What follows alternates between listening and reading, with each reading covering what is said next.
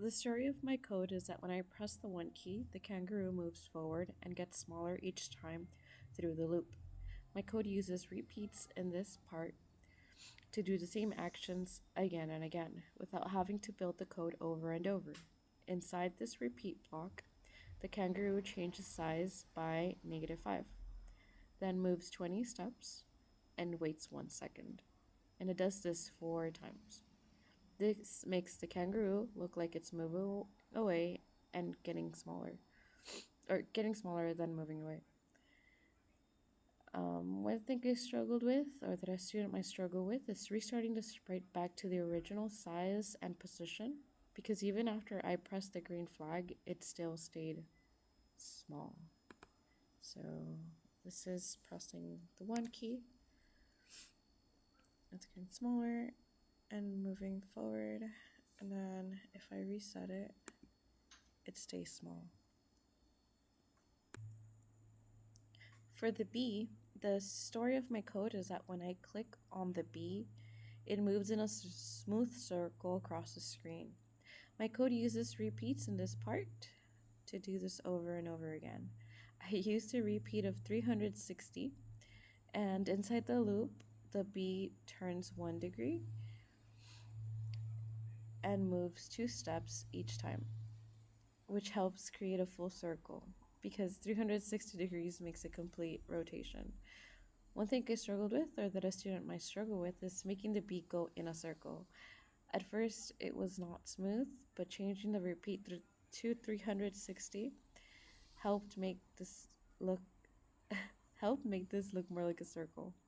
Another thing I had trouble with was restarting the sprite back to its original position and size, even after pressing the green flag.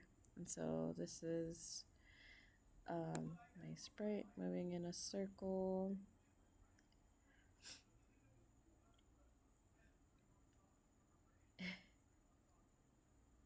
And there it is. For my grasshopper, the story of my code is that when I press the 3 key, the grasshopper moves forward, gets smaller, and pauses each time. My code uses repeats in this part to do the same group of instructions 5 times.